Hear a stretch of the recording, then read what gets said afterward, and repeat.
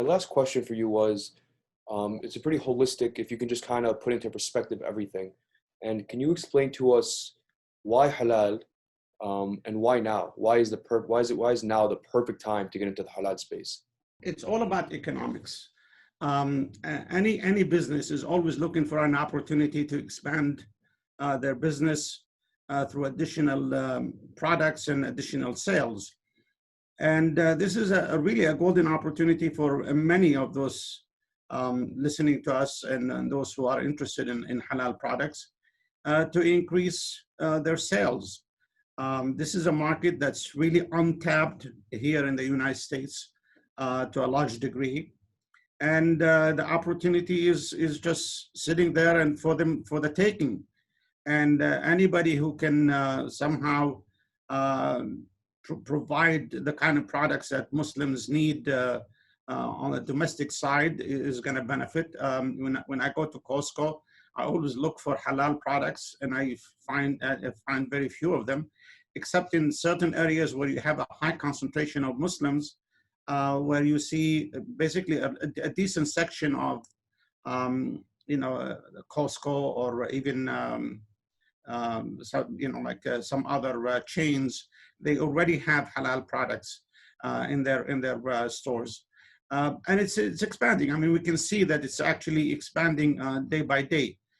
So those who will take the opportunity first will probably benefit the most. Establishing their products as halal will definitely be, if they are the first one to start, they usually get the benefit of being the premier supplier for halal products. So it's all about economics. It's all about the dollars. This market is increasing exponentially, and not only that, or not only on the domestic side, but also on the international side. Unfortunately, most of the Muslim countries really are consuming, countries. They really need the products. They need most of the products that are being made here in the States. Whether it's meat, chicken, cosmetics, fashion, whatever. It's all needed, and it really provides an opportunity, and a growth opportunity for those companies that choose to take advantage of it.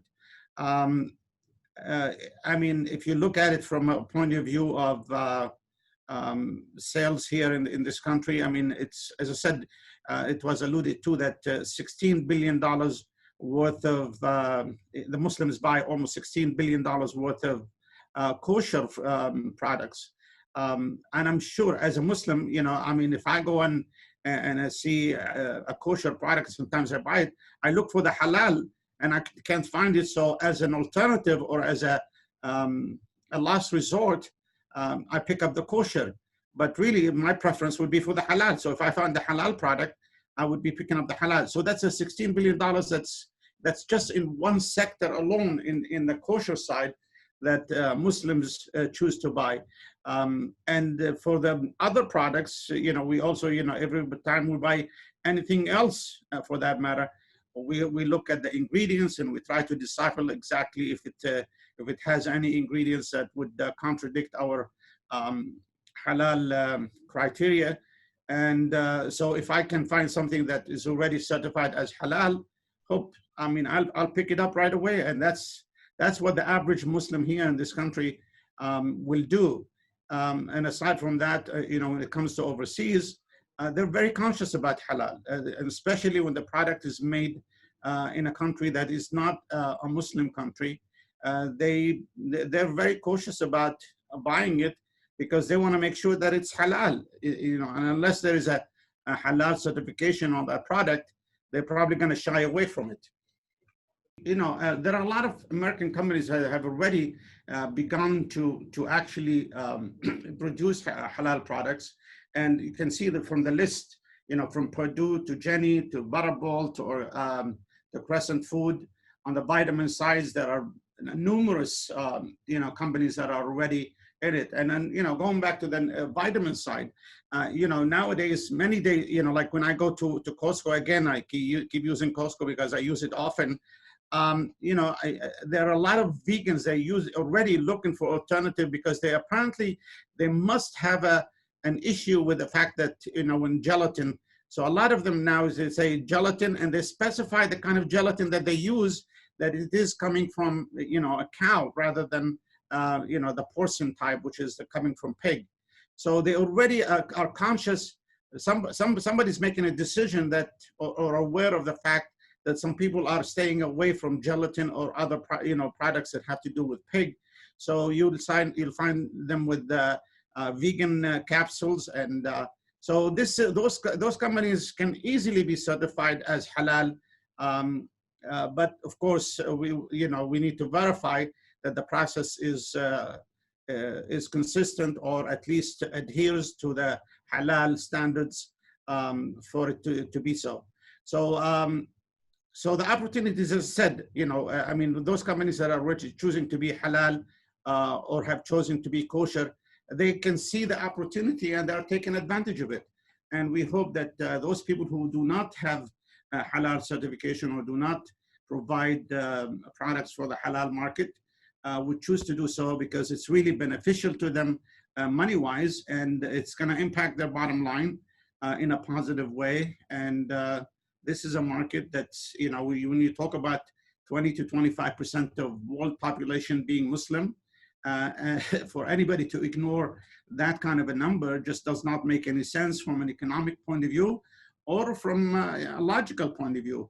So we hope that more people would be choosing that. As you can see from the estimates really vary from $50 billion here in the U.S. To almost $2 trillion in the world economy worldwide. And and this is a market that should not be ignored. This is an opportunity that's really there for the taking. A company may do certain minor modifications to its process or to the way it does things, to make sure that the products or services are halal, but the benefits are tremendous, and it should impact them in a positive way economically and as I said, on the bottom line. And I hope that a lot of companies would actually at least research this and consider this opportunity seriously, because it is beneficial to them. There's also, the increasing awareness of Muslims, even in in Europe, it's a little bit more aware of halal products. It's increasing here in the States, and you now have a lot of different companies that are coming to the market to try to make it easy for the Muslim population to have halal products, whether it's halal eat, halal on click, halal to door, and all of that.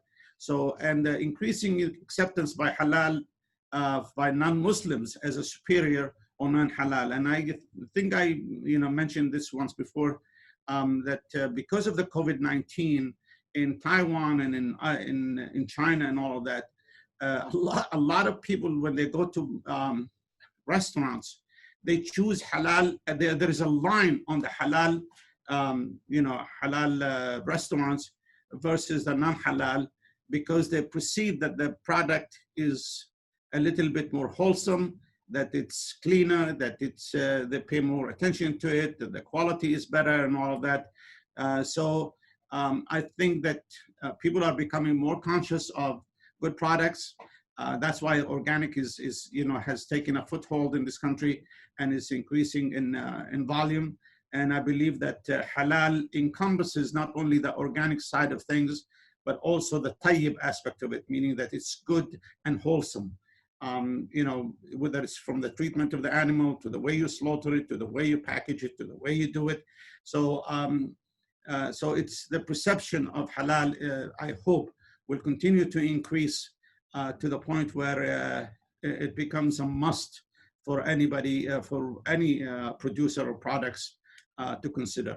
I hope that will answers the question, and if there are any clarifications or concerns, I'm here to answer them if need be.